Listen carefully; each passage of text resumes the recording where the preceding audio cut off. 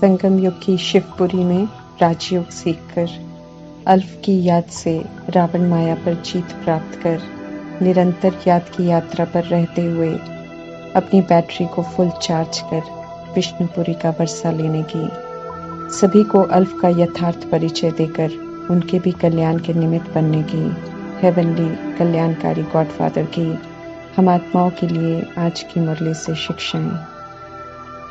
एक परमात्मा की सदैव ही ऊंची स्थिति रहती है, इसलिए अपनी एक रस स्थिति चाहिए तो ऊंचे से ऊंचे परमात्मा की याद में रहना ही एकमात्र उपाय है।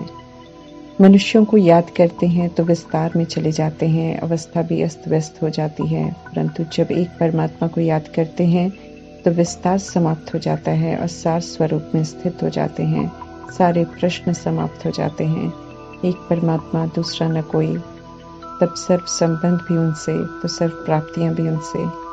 हर संबंध का अनुभव परमात्मा भरपूर करवाते हैं, फिर किसी और से कुछ पाने की आवश्यकता नहीं रहती है। परमात्मा को याद करने के लिए, उनसे सर्व संबंध बनाने के लिए सार स्वरूप बनना होता है, अर्थात बुद्धि से सबको भूल आत्मिक स्थिति में रहना। ऐसी याद ही एक रस स्थिति बनाती है। देहधारी इस समय दुखधाम के प्रभाव में हैं। अगर हम उन्हें याद करेंगे तो दुख के भिन्न भिन्न रूपों का अनुभव करेंगे, लेकिन परमात्मा तो सुखदाता है। उनके पास सुख, शांति, प्यार, शक्ति, आनंद का भंडार है। दुखधाम की कोई भी चीज उनके पास नहीं है। इसलिए सुख के सागर परमात्मा को याद करेंगे तो उनके खजाने, तो जो खजाने उनके पास है वही तो अनुभव करेंगे। हमें चेक करना है कि अगर दुख का या उदासी का अनुभव करते हैं तो जरूर किसी देहधारी के चिंतन में है। एक बाप दूसरा न कोई का वायदा भूल गए हैं।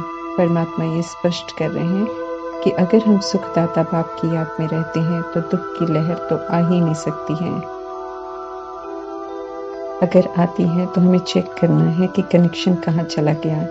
सुखदाता परमात्मा की याद में वो शक्ति है कि स्वप्न में भी दुख की लहर आ नहीं सकती है। याद में रहने वालों को स्वप्न भी सुख के, खुशी के, सेवा के और प्रभु के मिलन मनाने के आते हैं, क्योंकि वे सदा परमात्मा के संसार में रहते हैं। जो परमात्म संसार से निकलकर देहधारियों से संबंध जोड़ते हैं, उन्हें याद करते हैं, उनसे प्राप्ति करने की सोचते हैं, उनकी स्थिति ऊपर नीचे होती है और उनके जीवन में स्वप्न में दुख की लहरें आती हैं। ईश्वरीय कुल का दीपक बनने का सौभाग्य संगम युग में मिलता है। परमात्मा अनुसार जो निराशा से भरी इस दुनिया में परमात्मा द्वारा बताई गई सच्ची शिक्षाओं से परिचित कराकर श्रेष्ठ आशाओं का दीपक जगाते हैं, वही सच्चे कुल दीपक हैं। जितना सर्वशक्तिवान परमात्मा की याद में रहेंगे उतना आत्मा शक्तिशाली होती जाएगी। परमात्मा कहते हैं कि आत्मा रूपी दीपक में याद का घृत डालो, अर्थात आत्मिक स्थिति में स्थित होकर एक की याद में रहो, आत्मा सशक्त बनती जाएगी। आत्मा विस्मृत होकर देह अभिमान के वश हो, सोच रही है, बोल रही है, कर्म कर रही है, जो ये दर्शाता है कि आत्मा बिल्कुल डिस्चार्ज हो गई है, मूर्छित हो गई। हम आत्माओं को परमात्मा आकर होश में लाते हैं और अनादि आदि स्मृति दिलाकर पुनः आत्मा रूपी बैटरी को चार्ज करने को कहते हैं। समझाते हैं कि बिखरी हुई बुद्धि को एकाग्र कर अब उसका योग एक सर्वशक्तिमान बाप से लगाओ तो आत्मा में पावर भरेगी। याद से ही ज्ञान यथार्थ समझ में आएगा, याद से ही ज्ञान को धारण करने की शक्ति मिलेगी। धैर्य नहीं खोना है, क्योंकि आत्मा में रोशनी झट से नहीं आती है, समय लगता है कंप्लीट रोशनी आने में, लेकिन याद करते रहेंगे लगातार तो फुल रोशनी आ जाएगी। संगम युग ही समय है, संगम युग ही समय है चार्जिंग करने का। अभी की चार्जिंग के अनुसार आत्मरूपी बैटरी सारा कल्प चलेगी। आत्मा को पूरा चार्ज करेंगे तो सतो प्रधान दुनिया से पाठ बचाएंगे, अर्थात सतयुग में ड्रामा में प्रवेश करेंगे। न पढ़ाई में, न याद में, न धारणा में, न आत्मा रूपी बैटरी को चार्ज करने में थकना है। ये हिम्मत दिलाते रहते हैं परमात्मा। क्योंकि रात के वायुमंडल में रहते हुए दिन में अर्थात नई दुनिया में जाने का हम पुरुषार्थ कर रहे हैं। अंधियारे से रोशनी की ओर जा रहे हैं, इसलिए रास्ते में मुश्किलें आती हैं। अंधियारे को छोड़ने की भी मेहनत करनी पड़ती है, क्योंकि आधे कल्प से अंधियारे को ही उजाला समझकर चल रहे थे। अभी समझ मिली है कि वो अंधियारा है। रोशनी की बातें बिल्कुल नहीं हैं, शक्तिशाली हैं, तो उसे भी धारण करने में समय लगता है। परमात्मा संग बुद्धि का योग लगाने में भी मेहनत है, इसलिए परमात्मा कहते हैं कि योग लगाते हुए भी थक मत जाना। बार बार पुरानी दुनिया की बातें विस्मृत करेंगी, माया भी विघन डालेगी, पास्ट के पाप कर्म भी विघन डालेंगे, लेकिन परमात्मा कहते हैं कि थकना नहीं। जितना योग लगाते रहेंगे उतना समझ आती जाएगी, बुद्धि का ताला खुलता जाएगा, आत्मा की ज्योत जगती जाएगी और एक दिन पूरी जग जाएगी। आत्म अभिमानी बन जाएंगे, विघ्न सारे दूर हो जाएंगे। पावर हाउस से योग लगाते रहना है।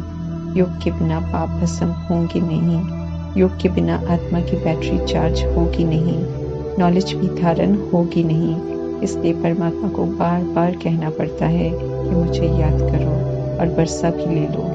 राम राम जपने से राम राज्य नहीं मिल सकता है। स्पष्ट कर परमात्मा कहते हैं कि अब मन मुझ में लगाकर मुझे याद करो तो राम राज्य में जरूर जाएंगे। राम राज्य स्वर्ग को कहते हैं, जिसकी स्थापना निराकार राम पिता परमात्मा करते हैं। रामायण की सीता राम का राज्य होगा, ऐसी दुनिया वाले समझते हैं, लेकिन परमात्मा तो समझाते हैं कि उस राज्य में तो राम को ही आराम नहीं था। उनकी स्त्री को ही रावण ले गया, तो प्रजा का क्या होगा। काल्पनिक कथा है, जिसे कहते हुए भी सच समझते हैं, क्योंकि बुद्धि का नेत्र बंद है। लिखने पढ़ने बोलने का कोई मेल नहीं है। परमात्मा बताते हैं कि राम सीता त्रेता युग में राज्य करते हैं और वहाँ कोई रावण नहीं होता। परमात्मा द्वारा स्थापन किए हुए 2500 वर्ष के राज्य में रावण की प्रवेशता नहीं है। इस राम राज्य को त्रेता युगी रामचंद्र स्थापन नहीं करते हैं, बल्कि राम निराकार परमात्मा करते हैं, जिन्हें लोग अंतिम समय में या अति दुख के समय में याद करते हैं, लेकिन जानते कुछ भी नहीं है। गाते जरूर हैं तुम माता पिता हम बालक तेरे, लेकिन जानते नहीं हैं। परमात्मा प्रैक्टिकल में सृष्टि रूपी ड्रामा में माता पिता का पार्ट आकर बजाते हैं और हम आत्मा इस समझ से पहचान से उनके बालक बनते हैं। पिता होने के नाते परमात्मा 2500 वर्षों का बेहद सुख का वर्षा देते हैं। परमात्मा आकर शूद्र बन गई आत्माओं को पवित्रता की प्रतिज्ञा करवा कर ब्राह्मण बनाते हैं। ब्राह्मण परमात्मा की संगम युगी क्रिएशन है। सतयुग प्रारब्ध है संगम युग के पुरुषार्थ की, इसलिए वहाँ कोई परमात्मा को याद नहीं करते हैं। सभी के एक ही माता पिता हैं शरीर के। द्वापर युग में शरीर के माता पिता होते हुए भी भगवान को याद करते हैं। दुख के समय माता पिता भी कहते हैं, लेकिन जानते कुछ नहीं है। संगम युग में समझ है, इसलिए शरीर के माता पिता के साथ परमात्मा को भी माता पिता के रूप में याद करते हैं और उनसे घनेरे सुख का वर्षा लेते हैं। ब्रह्मा का आधार लेकर परमात्मा माता पिता का रोल प्ले करते हैं। ब्रह्मा भी माँ की तरह पालना करते हैं, इसलिए उन्हें बड़ी माँ कहते हैं। परमात्मा इन्हीं के द्वारा सभी को अडॉप्ट करते हैं, एक ही अकाल तख्त का आधार लेकर। परमात्मा और ब्रह्मा पाठ बजाते हैं, इसलिए कंबाइंड माता पिता कहलाते हैं। जब तक धरा पर प्रजापिता ब्रह्मा का पाठ बजाते हैं, तब तक अलौकिक पिता हैं, गुप्त बड़ी माँ का पाठ भी बजाते हैं। पुरुषार्थी ब्रह्मा कभी बड़ा भाई दादा कहलाते हैं। जब वर्षा देना होता है तो परमात्मा ग्रैंडफादर बन जाते हैं, तो ब्रह्मा प्रजापिता बन जाते हैं, जिनके माध्यम से पारलौकिक पिता वर्षा देते हैं। और जब पुरुषार्थ कर संपूर्ण बनते हैं तो बाप समान बनते हैं, तो फिर बाप दादा कहलाते हैं। फिर भी याद करना हम सब भूल जाते हैं। परमात्मा कहते हैं, याद में रहकर सभी को परिचय दो, उनका नाम रूप ऑक्यूपेशन सब बताओ और सबको याद दिलाओ। आत्माओं के पाठ की बातें हैं, इसलिए विचित्र हैं, जिसके बारे में परमात्मा ही आकर स्पष्ट करते हैं और पतित जन्म मरण से आत्माओं को छुड़ाते हैं और पावन बनाते हैं। सारी दुनिया की आत्माओं में देह अभिमान है। सारी दुनिया की आत्माएं विकारों के वश हैं, इसलिए सारी दुनिया में ही रावण राज्य है। इसलिए सारी दुनिया ही लंका है जिसको आग लगनी है, अर्थात विकारों का राज्य खत्म होना है। आग लगने से पहले परमात्मा विधि पूर्वक रावण पर समझ से विजय प्राप्त करने को कहते हैं, ताकि विनाश की आग के सेक से बच जाए। जो इस समय श्रीमत पर चलकर पूरी विजय पाएंगे, अर्थात संपूर्ण निर्विकारी बनेंगे, वे ही विश्व का मालिक बनेंगे, अर्थात लक्ष्मी नारायण के रॉयल घराने में आएंगे। हम आत्माएं परलोक से आते हैं, इसलिए हम आत्माओं के पिता पारलौकिक परम आत्मा हैं। इस सत्य संबंध की स्मृति सभी को दिलानी है, क्योंकि उनको भूलकर ही सब पाप आत्मा बन गए हैं। रावण रूपी देह अभिमान निराकार परमात्मा से सबसे पहले बुद्धि का योग तोड़ता है, और अभी पुनः परमात्मा को याद कर उनकी मदद से रावण पर हमें जीत पानी है। अल्फ अर्थात परमात्मा और बे अर्थात बादशाही। परमात्मा कहते हैं कि सभी को अल्फ की समझ पहले दो, तब बाकी की बातें समझ में आएंगी। लक्ष्मी नारायण वर्षा है। परमात्मा कहते हैं कि सभी को बताओ कि एक पाप को याद करने से ये वर्षा मिल जाएगा। देह अभिमान में जीने वाले मनुष्यों को समझ नहीं आता है कि निराकार परमात्मा कैसे वर्षा दे सकते हैं, तो युक्ति से विधि पूर्वक बताना है कि कैसे सर्वशक्तिमान परमात्मा ब्रह्मा का आधार लेकर वर्षा देते हैं। त्रिमूर्ति ब्रह्मा नहीं बल्कि त्रिमूर्ति शिव है, क्योंकि निराकार परमात्मा ब्रह्मा द्वारा स्थापना, विष्णु द्वारा पालना और शंकर के द्वारा आसुरीपन का विनाश कर स्मृति स्वरूप बनने की समझ देते हैं। अहिंसक विधि है ये, ब्रह्मा द्वारा करवा कर सिखाते हैं परमात्मा। हर किसी को अपना ब्रह्मापन अपने लिए ज्ञान से स्थापना करनी है, श्रेष्ठ कर्म द्वारा विष्णु बन पालना भी करनी है।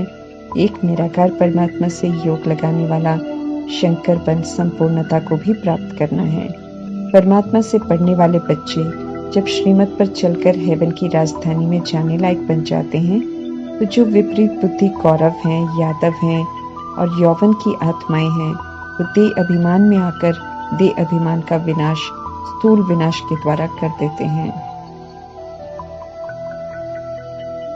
प्रजापिता ब्रह्मा का जब निराकार परमात्मा आधार लेते थे और महावाक्य सुनाते थे, तो प्रजापिता ब्रह्मा भी साथ में सुनते थे, और कहीं कोई बात कहने की जरूरत होती थी तो जिक्र भी कर देते थे।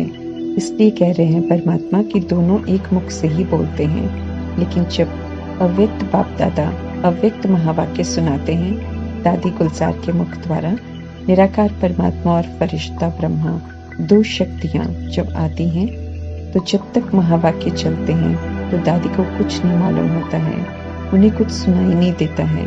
बाद में दादी मुरली पढ़ते हैं। दादी ने बताया कि जब मुरली संपन्न होती है तो उन्हें ऐसा अनुभव होता है जैसे वे विश्राम कर रहे थे। आखिरी के वर्षों में 1 या 2 घंटे की मुरली चली है अव्यक्त में, क्योंकि बाप दादा गुलजार दादी के शरीर रूपी रथ की अवस्था का भी ख्याल रखते हैं। लेकिन जब दादी का शरीर युवा स्थिति में था, तो दादी एक ही जगह सारी रात बैठे रहते थे, एक ही पोजीशन में, और सारी रात अव्यक्त बाप दादा के महावाक्य चलते रहते थे। ये परमात्म शक्ति थी जो जब ड्रामा के गहरे राज सुनाने थे तो उन्होंने गुलजार दादी के मुख द्वारा सुनाए, और जिनका पाठ था उन्होंने सुने भी। जानकी दादी, प्रकाशमणि दादी और अन्य आत्माओं ने रात रात भर जागकर महावाक्य सुने हैं। परमात्मा से मिलन का पूरा आनंद लिया है। दिल से समर्पण होने वाली आत्माओं को परमात्मा ने दिल से भरपूर किया है। अभी हम रिवाइज अंतिम वर्षों के अंतिम मिलन मना रहे हैं। जो अभी भी दिल से अव्यक्त मिलन मनाएंगे तो परमात्मा जरूर भरपूर करेंगे। जैसे प्रजापिता ब्रह्मा तपस्या कर देवता बनते हैं, परमात्मा हम आत्माओं को भी कहते हैं कि उन्हें कर्म में फॉलो कर दिव्य आत्मा बनो। ओम शांति।